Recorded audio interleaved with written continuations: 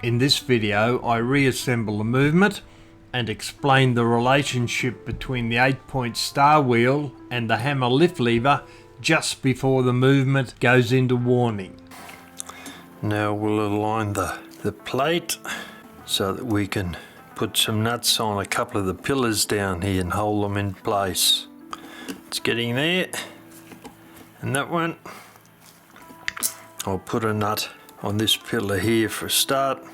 Then we can start getting the other parts sorted out. The fly's fallen out, so I'll take that out for the moment. We'll put that in later. Alright, what have we got here in the way of wheels? Second wheel, warning wheel. Alright, they're right. Now, the crutch and the pallets in down there. The escape wheels move, that's why it's not falling into place. Actually, I'll put the fly in while I'm on this side. We'll get the complete side done, and then we'll move over to the going side train.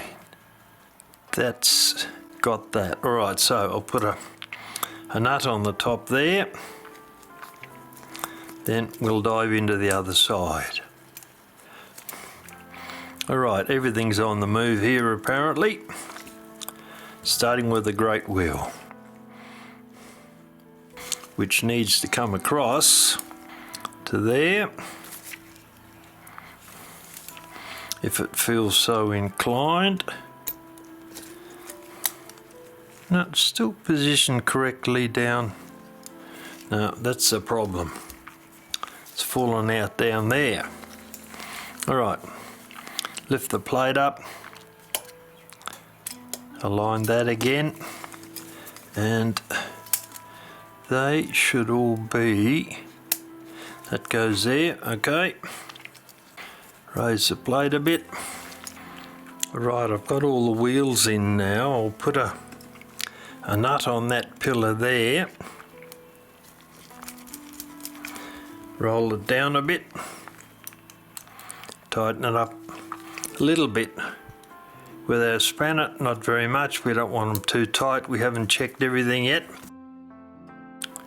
And the bottom one down there, roll it round. Okay, let's have a look and see. We'll spin the strike side, it's spinning nice and freely. Now we'll spin the going side. Turn it over, that might be easier. I'll put some pressure on the wheel, pulling it down. And there you can see the pallets and the crutch kicking away furiously. Alright, so everything there is now aligned. Alright, now time to start putting the lift levers, the hammer and the lift levers on, which we'll do now. Now that we've stoned the pallets and got them back into good condition, we'll now continue putting the movement back together. And we'll start off with the low note on the Cuckoo's Bellows Lift Lever. Slide it in through the hole until that little pin catches, and then that'll hold it there in position. Then the high note, slide it into the slot above the low note, turn it round to that little pin drops in. There we go. Now we want the hammer lever. Same thing once again, align it, let the pin drop in, get the pivot into the bushing hole on the opposite side on the front plate, and it drops into there. Alright, now we have to put that wire there through that little hole there and pull it out and twist it round to put a little bit of positive pressure on the hammer. I think I'll get a broader pair of tweezers, might help with that. Alright, let's find our piece of wire. There it is. We'll bend that over.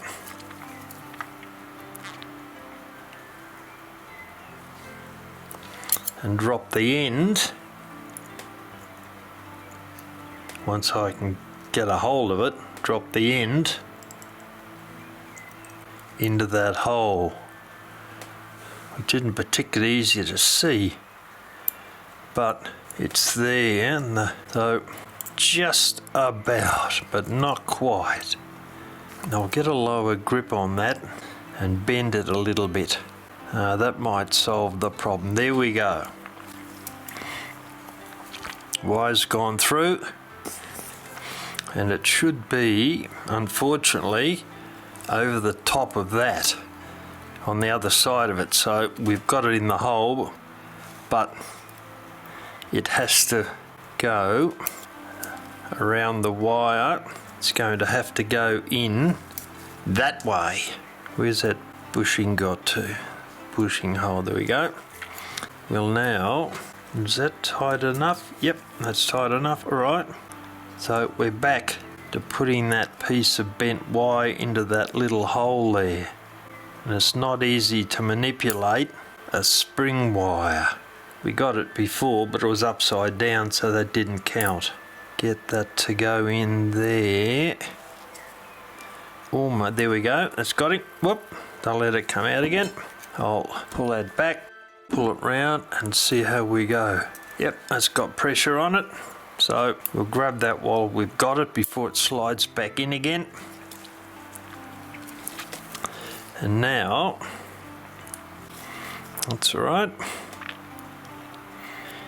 We really want to, that is so fine, that wire, we need to slot it in under there to hold it.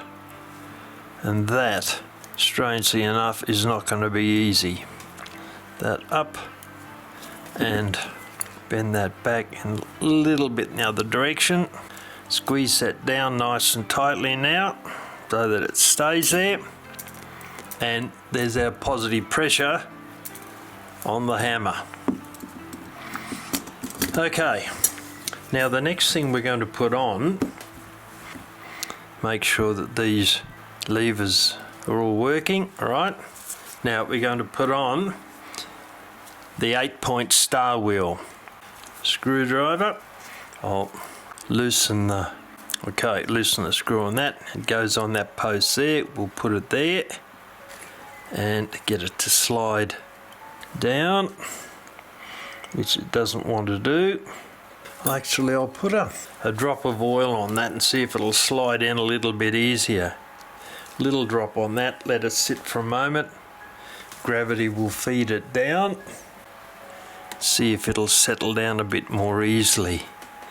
You'll remember it was pretty hard to get it off before, and it's equally as hard to get it on again. And that screw is not affecting it in any way, shape or form. So it's just a really tight fit. There we go, that's got it. Right, now there's a trick in setting these up. You don't just put the star wheel on and leave it there and tighten it down. There has to be, I'll get that lift, the Bellows lift lever out of the road so we can see what we're doing. Now you can see the pin on the hammer lever is touching one of the pins there. Well, the star wheel is set correctly. I'll just tighten this down, then I'll show you. Tighten that screw up. You have a closer look at that and see. Yep, that looks pretty good. All right, I'll tighten this down. Now I'll take a photo of this in a moment and show you, and I'll do it in close up and it'll be easier to see. But you'll notice that that pin on the hammer is not touching that pin there at all on the one of the 8 pins on the star wheel here. It's slightly above it. That is so when the movement goes into warning, there's slight movement on the star wheel and the pin drops down a tiny little bit towards that pin on the star wheel, but it mustn't touch it, simply because when the movement starts it doesn't want to start pushing against the hammer lever immediately. It needs a tiny little bit of time to pick up a little bit of momentum to make it happen more efficiently. So what happens is the movement starts there. That's where the hammer is. It goes into warning, comes up a little bit, and then when it starts striking, the star wheel moves, comes up to that hammer lever, then rises it up, and it falls off. And as it falls off, the hammer strikes the gong. And then it keeps turning round how many times it needs to be to strike the gong. Right, those levers are on now. So we'll now put the pendulum leader on. We'll tighten this piece down up here into the back plate, turn it round. That should be tight about there. Right, now we'll need 2 pairs of pliers for this operation. We'll put the pendulum leader, that's 1, we want 2 actually. Tighten that up a tiny bit, might make it easier. There we go, they're both in now. Now they have to be tightened up. To do that, we use 2 pairs of pliers. We don't ever just bend anything by itself. You don't know what bizarre angle you're going to bend it in. So you need to hold it tight with 1 pair of pliers, and then slowly with the other pair of pliers, that's moved a bit, I'll come back. There we go, and there it is. So we now have to put the pendulum leader into the crutch, which goes there. So I shall open up the bottom of the crutch a tiny little bit, 2 pairs of pliers as usual. Only need a tiny little bit open. That should be enough, I would think, to slot the pendulum leader in. No, not quite yet. Turn it down just a tiny bit. The wire is just about there.